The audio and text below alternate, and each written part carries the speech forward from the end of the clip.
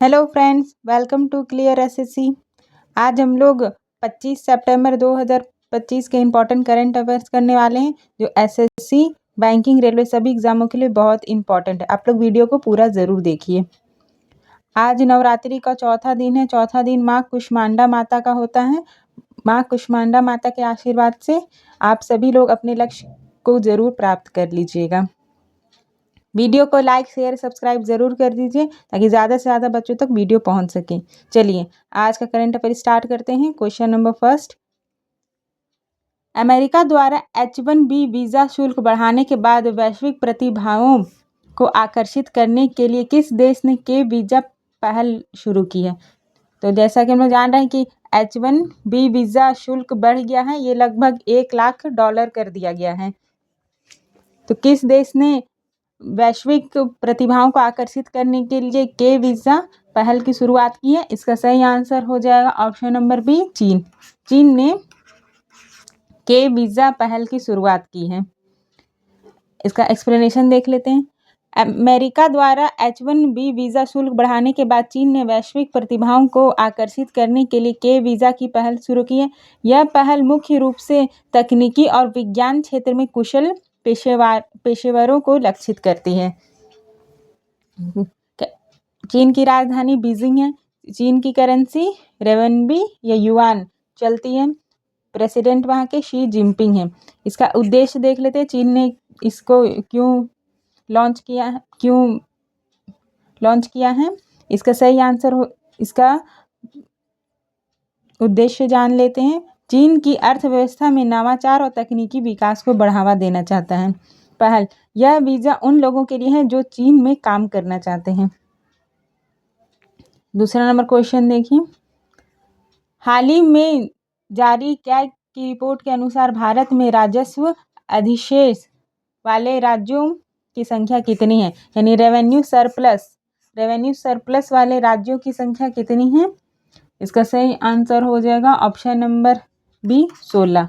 16 state हैं जो revenue surplus हैं। इसका एक्सप्लेनेशन देख लेते हैं। हाल ही में जारी कैग की रिपोर्ट के अनुसार 16 भारतीय राज्यों ने वित्तीय वर्ष 2024-25 में राजस्व अधिशेष दर्ज किया है।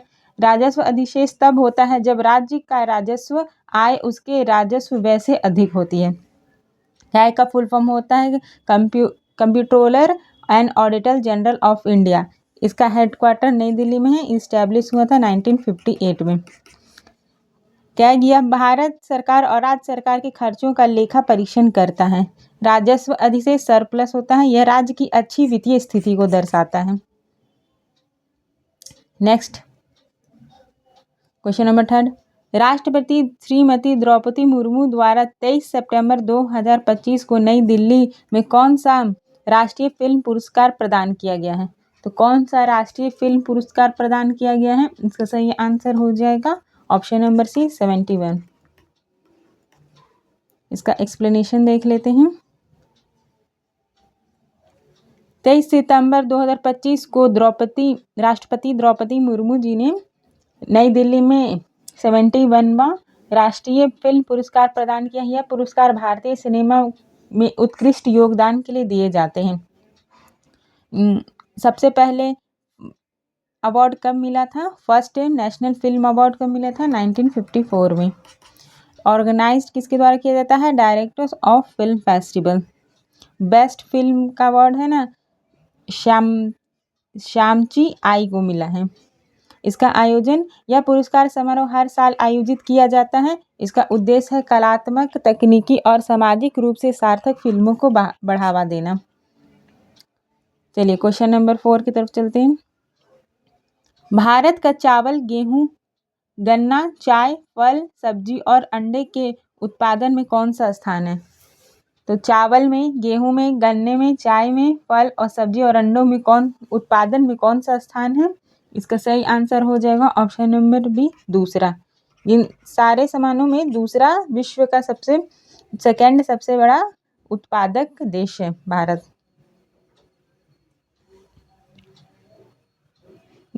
देखिए, भारत चावल, गेहूं, गन्ने, मक्के, फल, सब्जियों और अंडे के उत्पादन में विश्व स्तर पर दूसरे स्थान पर है। चीन इन सभी उत्पादों को उत्पादन में पहले स्थान पर है। फर्स्ट रैंक चीन की है। भारत की अर्थव्यवस्था में कृषि का एक महत्वपूर्ण हिस्सा है। भारत का महत्वपूर्ण कृषि में चावल, गेहूं, गन्ना और दालें आती हैं। चावल, भारत दुनिया का दूसरा सबसे बड़ा उत्पादक और सबसे बड़ा निर्यातक है। दूध, भारत दुनिया में दूध का सबसे बड़ा उत्पादक है। मिल्क में इंडिया फर्स्ट नंबर पे है। नेक्स्ट क्वेश्चन नंबर 5, हाल ही में किस देश ने 9 देशों के नागरिकों के लिए पर्यटक और कार्य वीजा जारी करने पर अस्थायी रूप से रोक लगा दी है? तो अभी किस देश ने नागरिकों के लिए पर्यटन और कार्य वीजा जारी करने पर अस्थायी रूप से रोक लगा दी है? इसका सही आंसर हो जाएगा ऑप्शन नंबर ए, यूएई। ए इसका सही आंसर हो जाएगा। इसका एक्सप्लेनेशन देखते हैं।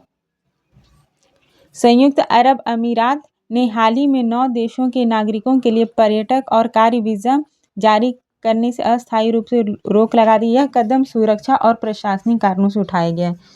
यूएई की राजधानी अबू धाबी है। करेंसी यूएई दिरहम चलती है। वहाँ पे प्रेसिडेंट मोहम्मद बिन जायद अल नाहयान जी है।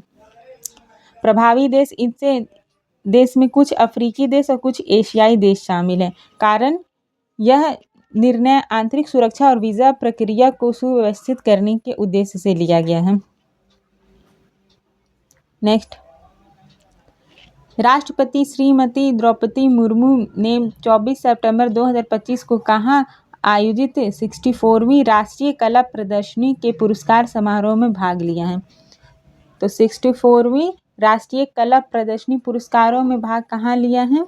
इसका सही आंसर हो जाएगा ऑप्शन नंबर ए, नई दिल्ली। नई दिल्ली इसका सही आंसर हो जाएगा। इसका एक्सप्लेनेशन देखते हैं। 24 सितंबर 2025 को राष्ट्रपति द्रौपदी मुर्मू ने नई दिल्ली में 64वीं राष्ट्रीय कला प्रदर्शनी के पुरस्कार समारोह में भाग लिया और कलाकारों को सम्मानित किए। यह प्रदर्शनी कला के क्षेत्र में प्रतिभा को बढ़ावा देने के लिए आयोजित की जाती है। ऑर्गेनाइजर कौन है? ललित कला अकादमी। इस्टेब्लिश कब हुआ था ललित कला अकादमी का? 1954 में। हेडक्वार्टर कहाँ है? हेडक्वार्टर ललित कला अकादमी का नई दिल्ली में है। इसका उद्देश्य देखते हैं। भारतीय कला को राष्ट्रीय और अंतर्राष्ट्रीय स्तर पर बढ़ावा देना है। पुरस्कार, इसमें उत्कृष्ट कलाकृतियों के लिए कलाकारों को पुरस्कृत किया जाता है। नेक्स्ट, अगस्त 2025 में 8 प्रमुख उद्योग को संयुक्त सूचकांक में कितने प्रतिशत की वृद्धि दर्ज की गई है? तो 8 कोर इंडस्ट्री में टोटल कितने % का वृद्धि हुआ है? इसका सही आंसर हो जाएगा ऑप्शन नंबर बी, 6.3%। बी इसका सही आंसर हो जाएगा। इसका डिटेल एक्सप्लेनेशन देखते हैं। अगस्त 2025 में 8 प्रमुख उद्योगों के संयुक्त सूचकांक में 6.3% की वृद्धि दर्ज की गई है। यह वृद्धि भारतीय अर्थव्यवस्था के लिए एक सकारात्मक संकेत है। 8 कोर इंडस्ट्री, ये देख लीजिए कौन कौन होता है। ये एग्जाम में पूछा जाता है। ये पहला कोयला, दूसरा कच्चा तेल, तीसरा प्राकृतिक गैस, चौथा रिफाइनरी उत्पाद, पांचवा उर्वरक, छठा सीमेंट, आठवां बिजली और स्टील। ये 8 कोर इंडस्ट्री होते हैं। इसको आप लोग ज़रूर ध्यान रखिएगा कौन कौन सी 8 कोर इंडस्ट्री में आते हैं। इसका वेट है ना टोटल आईआईपी में 40.27% होता है। ये रिलीज एजेंसी वाणिज्य और उद्योग मंत्रालय द्वारा है। आईआईपी का फुल फॉर्म होता है इंडेक्स ऑफ इंडस्ट्रियल प्रोडक्शन। वृद्धि का कारण मांग और वृद्धि और औद्योगिक गतिविधियों में तेजी आना। नेक्स्ट क्वेश्चन, केंद्रीय और राज्य सांख्यिकी संगठनों का 29वां सम्मेलन 25-26 सितंबर 2025 को कहाँ आयोजित किया गया है? तो केंद्रीय और राज्य सांख्यिकी संगठनों का सम्मेलन है वो कहाँ आयोजित किया गया है? इसका सही आंसर हो जाएगा ऑप्शन नंबर ए, चंडीगढ़ में।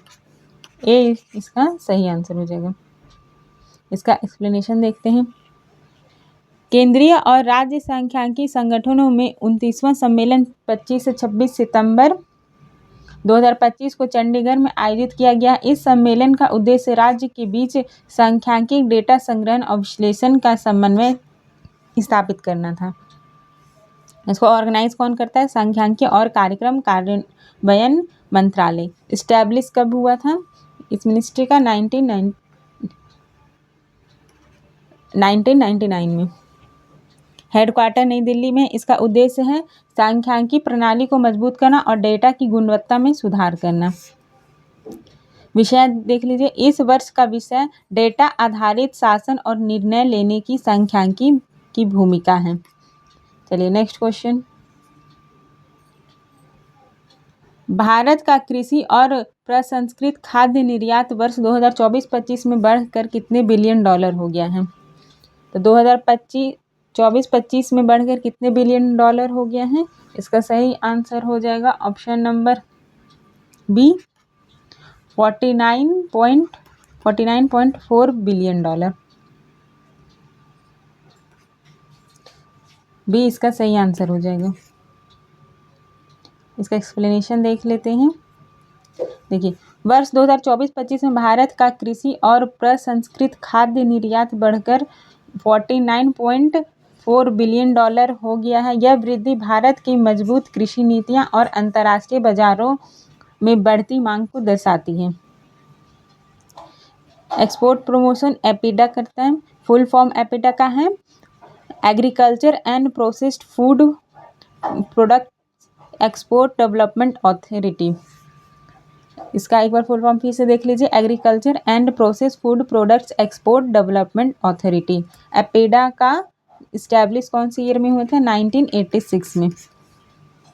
प्रमुख उत्पाद जैसे चावल प्रमुख उत्पाद हैं। जो कौन कौन सा सबसे ज़्यादा एक्सपोर्ट होता है? सबसे ज़्यादा चावल, फल, सब्जियां, मांस और डेयरी उत्पाद। आर्थिक महत्व, यह वृद्धि भारत की अर्थव्यवस्था में एक महत्वपूर्ण योगदान है। Next question. हाल ही में भारत का एकमात्र सक्रिय ज्वालामुखी बैरन द्वीप में विस्फोट दर्ज किया गया। यह ज्वालामुखी कहाँ स्थित है? तो ये बैरन द्वीप पे है एक सक्रिय ज्वालामुखी। ये कहाँ स्थित है? इसका सही आंसर हो जाएगा ऑप्शन नंबर डी, अंडमान सागर में। डी इसका सही आंसर हो जाएगा। देखिए, बैरन द्वीप ज्वालामुखी अंडमान सागर में स्थित है और यह भारत का एकमात्र सक्रिय ज्वालामुखी है। यह अंडमान द्वीप के पूर्वी हिस्से में है। लोकेशन अंडमान और निकोबार द्वीप समूह में है। लास्ट इरप्ट हुआ था 2017 में, इरप्शन हुआ था। टाइप कौन से टाइप का है? स्ट्रेटो वॉल्केनो है। स्थिति यह पोर्ट ब्लेयर से लगभग 138 किलोमीटर पे दूरी पे है। इसका नाम बैरन इसलिए है क्योंकि यहाँ कोई मानव बस्ती नहीं है। 11 नंबर क्वेश्चन देखिए, प्रत्येक वर्ष भारत में किस तारीख को अंत्योदय दिवस मनाया जाता है? तो अंत्योदय दिवस किस दिवस को मनाया जाता है? कौन से तारीख को? इसका सही आंसर हो जाएगा ऑप्शन नंबर सी, 25 सितंबर। 25 सितंबर को अंत्योदय दिवस मनाया जाता है। ये देखिए, एक्सप्लेनेशन देख लेते हैं। अंत्योदय दिवस हर साल 25 सितंबर को पंडित दीनदयाल उपाध्याय की जयंती के उपलक्ष्य में मनाया जाता है। इसका उद्देश्य समाज के अंतिम व्यक्ति तक सरकारी योजनाओं का लाभ पहुंचाना है। Associated with Pandit Deendayal Upadhyay. Purpose क्या है? उद्देश्य क्या है? समाज के सबसे गरीब और कमजोर वर्गों का उत्थान करना। कब पहली बार सेलिब्रेट किया गया था? 2014 में। दीनदयाल उपाध्याय वे भारतीय जनसंघ के सह संस्थापक थे। अंत्योदय का अर्थ होता है सबसे गरीब व्यक्ति का उत्थान। क्वेश्चन नंबर 12 देखिए, खाद्य प्रसंस्करण उद्योग मंत्रालय द्वारा आयोजित वर्ल्ड फूड इंडिया 2025 में कौन से भागीदार देश के रूप में भाग लिए? तो खाद्य प्रसंस्करण उद्योग द्वारा आयोजित किया गया है वर्ल्ड फूड इंडिया 2025। इसमें कौन सा देश है जो भागीदार देश के रूप में भाग लेंगे? इसका सही आंसर हो जाएगा ऑप्शन नंबर ए, न्यूजीलैंड और सऊदी अरेबिया। ए इसका सही आंसर हो जाएगा। इसका डिटेल एक्सप्लेनेशन देख लेते हैं। खाद्य प्रसंस्करण उद्योग मंत्रालय द्वारा आयोजित वर्ल्ड फूड इंडिया 2025 में न्यूजीलैंड और सऊदी अरेबिया भागीदार देश के रूप में भाग लेंगे। यह आयोजन वैश्विक खाद्य उद्योग के लिए एक मंच प्रदान करेगा। किसके द्वारा ऑर्गेनाइज किया जा रहा है? Ministry of food processing industry द्वारा। फर्स्ट वर्ल्ड फूड इंडिया 2017 में हुआ था। वेन्यू कहाँ है 2025 का? ये नई दिल्ली में है। उद्देश्य भारतीय खाद्य प्रसंस्करण क्षेत्र को बढ़ावा देना और निवेश आकर्षित करना। इसका लाभ होगा भारतीय खाद्य उत्पादों के लिए नए बाजार खुलेगा। नेक्स्ट क्वेश्चन, हाल ही में पुनर्निवास महानिदेशालय द्वारा कहाँ सशस्त्र बल अधिकारियों के लिए रोजगार मेले का आयोजन किया गया है? तो सशस्त्र बलों अधिकारियों के लिए रोजगार मेले का आयोजन कहाँ किया गया है? इसका सही आंसर हो जाएगा option number B, new Delhi में। बी इसका सही आंसर हो जाएगा। इसका एक्सप्लेनेशन की तरफ चलते हैं। पूर्वावास महानिदेशालय ने हाल ही में नई दिल्ली में सशस्त्र बल अधिकारियों के लिए रोजगार मेले का आयोजन किया। इसका उद्देश्य सेवानिवृत्त अधिकारियों का कॉरपोरेट क्षेत्र में रोजगार का अवसर प्रदान करना है। किसके द्वारा? ऑर्गेनाइजर कौन है? Director general of resettlement. Parent ministry है मिनिस्ट्री ऑफ डिफेंस। पर्पस क्या है? जो एक्स सर्विसमैन हैं उनके लिए पुनर्वास और कल्याण योजनाएं। उद्देश्य सेवानिवृत्त कर्मचारियों को नागरिक जीवन में समायोजित होने में मदद करना। लाभ क्या होगा? कंपनियां को अनुशासित और कुशल कर्मचारी मिलना। नेक्स्ट, 22 सितंबर 2025 को 69वां बेलन डी और समारोह किस शहर में आयोजित किया गया है? तो बेलन डी और समारोह यह किस शहर में आयोजित किया गया है? इसका सही आंसर हो जाएगा पेरिस। ऑप्शन नंबर सी इसका सही आंसर हो जाएगा, पेरिस में आयोजित किया गया है। देखिए 69वां बेलन डी और समारोह 22 सितंबर 2025 को पेरिस में आयोजित किया गया। यह पुरस्कार फुटबॉल के सर्वश्रेष्ठ खिलाड़ी को दिया जाता है, ये ध्यान रखिएगा। ये अवार्ड की फर्स्ट अवार्ड कब मिला था? 1956 में। फर्स्ट विनर स्टैनली मैथ्यूज है और मोस्ट विनर सबसे ज़्यादा विनर इसमें लियोनेल मेसी हैं। आयोजक फ्रेंच फुटबॉल पत्रिका है। महत्व क्या है इसका इम्पोर्टेंस? यह फुटबॉल में सबसे प्रतिष्ठित व्यक्तिगत पुरस्कार में से एक है। नेक्स्ट 15 नंबर क्वेश्चन देखिए, किसके द्वारा स्कूली छात्र में नवोन्मेषण को बढ़ावा देने के लिए विकसित भारत बिल्डथॉन 2025 का शुभारंभ किया गया है? तो विकसित भारत बिल्डथॉन 2025 का शुभारंभ किसके द्वारा किया गया है? इसका सही आंसर हो जाएगा option number A, union minister Shri Dharmendra Pradhan ji द्वारा शुरू किया गया है। इसका डिटेल एक्सप्लेनेशन देखते हैं। केंद्रीय शिक्षा मंत्री श्री धर्मेंद्र प्रधान ने स्कूली छात्रों में नवाचार को बढ़ावा देने के लिए विकसित भारत बिल्डथॉन 2025 का शुभारंभ किया है। यह पहल का उद्देश्य छात्रों में रचनात्मक सोच और समस्या समाधान कौशल को विकसित करना है। Dharmendra Pradhan ji minister of education हैं, associated with ministry of skill development and entrepreneurship. Launch date है सितंबर 2025। इसका उद्देश्य क्या है? इसका उद्देश्य है छात्रों को डिजिटल तकनीकों का उपयोग करके भारत की सामाजिक चुनौतियों का समाधान करने के लिए प्रोत्साहित करना। थीम इसका क्या? इस वर्ष की थीम है एजुकेशन फॉर ऑल। थीम याद रखिएगा, थीम है एजुकेशन फॉर ऑल। नेक्स्ट 16वां, यहाँ से स्टैटिक के कुछ क्वेश्चन हैं, चलिए उन्हें देखते हैं। किस वेद में सबसे प्राचीन वैदिक युग की संस्कृति के बारे में जानकारी दी गई? तो कौन से वैदिक युग की संस्कृति के बारे में जानकारी दी गई है सबसे प्राचीन?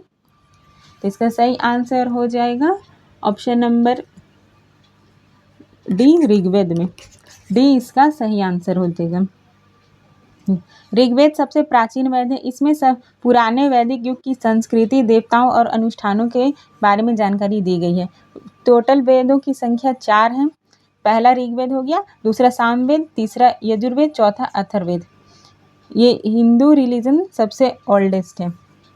ऋग्वेद इसमें 1028 सूक्त हैं और 10,600 मंत्र हैं। सामवेद है वो संगीत और मंत्रों का संग्रह है। नेक्स्ट, बौद्ध धर्म में त्रिरत्न का क्या अर्थ है? तो बौद्ध धर्म में त्रिरत्न का क्या अर्थ है ये पूछ रहे हैं। इसका सही आंसर हो जाएगा ऑप्शन नंबर ए, बुद्ध, धम्म और संघ। धम्म मतलब धर्म होता है, ये इसका सही आंसर हो जाएगा। इसका एक्सप्लेनेशन देख लेते हैं। बौद्ध धर्म में त्रिरत्न का अर्थ होता है बुद्ध यानी बुद्धत्व प्राप्त व्यक्ति, धम्म उनकी शिक्षाएं और संघ भिक्षुओं का समुदाय। ये बौद्ध धर्म के तीन मूल सिद्धांत हैं। बौद्ध धर्म के संस्थापक गौतम बुद्ध हैं। मेजर सेक्स थेरवाद महायान वज्रयान है। एसोसिएटेड प्लेस देख लीजिए, बौद्ध गया। गौतम बुद्ध को ज्ञान की प्राप्ति हुई थी। बुद्ध पूर्णिमा यह गौतम बुद्ध के जन्म, ज्ञान और महापरिनिर्वाण का प्रतीक है। यानी बुद्ध पूर्णिमा के दिन ही उनका जन्म हुआ था, उन्हें ज्ञान की प्राप्ति हुई थी और महापरिनिर्वाण यानी मृत्यु की भी प्राप्ति हुई थी। धर्म चक्र बौद्ध धर्म का महत्वपूर्ण प्रतीक है। नेक्स्ट, लैन का फुल फॉर्म बताना है। तो लैन का फुल फॉर्म होता है लोकल एरिया नेटवर्क। लैन का फुल फॉर्म होता है लोकल एरिया नेटवर्क, बी इसका सही आंसर हो जाएगा। चलिए नेक्स्ट देखिए, लैन का फुल फॉर्म होता है लोकल एरिया नेटवर्क। यह एक कंप्यूटर नेटवर्क है जो एक छोटे से भौगोलिक क्षेत्र जैसे कि कार्यालय, घर, स्कूल को कवर करता है। अदर नेटवर्क होता है वैन, जिसका फुल फॉर्म होता है wide area network, MAN metropolitan area network. Use of LAN, LAN का क्या यूज़ है? डेटा, प्रिंटर और अन्य संसाधनों को साझा करना। कनेक्शन टाइप इथरनेट, केबल और वाईफाई। वैन व्यापक भौगोलिक क्षेत्र को कवर करता है जैसे इंटरनेट, और मैन एक शहर या बड़े परिसर को कवर करता है। नेक्स्ट क्वेश्चन, कौन सा राज्य भारत में मसाला उद्यान के रूप में जाना जाता है? तो मसाला उद्यान के रूप में कौन सा राज्य जाना जाता है? इसका सही आंसर हो जाएगा केरल, बी इसका सही आंसर हो जाएगा। इसका एक्सप्लेनेशन देख लेते हैं। केरल को भारत के मसाला उद्यान के रूप में जाना जाता है क्योंकि यह काली मिर्च, इलायची, लौंग, दालचीनी सहित कई प्रकार के मसालों का प्रमुख उत्पादक है। इसकी कैपिटल तिरुवनंतपुरम है। चीफ मिनिस्टर पिनाराई विजयन है। गवर्नर अभी चेंज हुए हैं। भौगोलिक स्थिति पश्चिम घाट पर स्थित है जो मसालों की खेती के लिए आदर्श माना जाता है। व्यापार इतिहास, केरल के मसाले प्राचीन काल से ही वैश्विक व्यापार का हिस्सा रहे हैं। नेक्स्ट, कपास के लिए सबसे उपयुक्त मिट्टी कौन सी है? तो कपास के लिए पूछ रहा है कि सबसे उपयुक्त मिट्टी कौन सी है? काली मिट्टी, ब्लैक सॉइल सबसे अच्छी मानी जाती है। इसका एक्सप्लेनेशन देख लेते हैं। कपास की खेती के लिए काली मिट्टी सबसे उपयुक्त है और इसे रेगन मिट्टी भी कहा जाता है। इसमें नमी बनाए रखने की क्षमता अधिक होती है जो कपास की फसल के लिए महत्वपूर्ण होती है। अदर नेम से रेगर मिट्टी, ब्लैक कॉटन सॉइल के नाम से आते हैं। ज्योग्राफिकल एरिया, ये कहाँ कहाँ मिलती है? महाराष्ट्र, गुजरात और मध्य प्रदेश वाली एरिया मिलती है। मिनरल्स, इसमें आयरन, एल्युमिनियम और मैग्नीशियम होते हैं। निर्माण कैसे होता है? यह दक्कन पठार क्षेत्र में ज्वालामुखी चट्टानों के अपक्षय से बनती है। विशेषता, यह सूखने पर दरारें विकसित करती है जिसमें हवा का संचार होता है। वीडियो को लाइक, शेयर, सब्सक्राइब जरूर कर दीजिएगा। इसकी PDF चाहिए तो Telegram channel clear SSC official पे आपको इसकी PDF मिल जाएगी। Thank you for watching.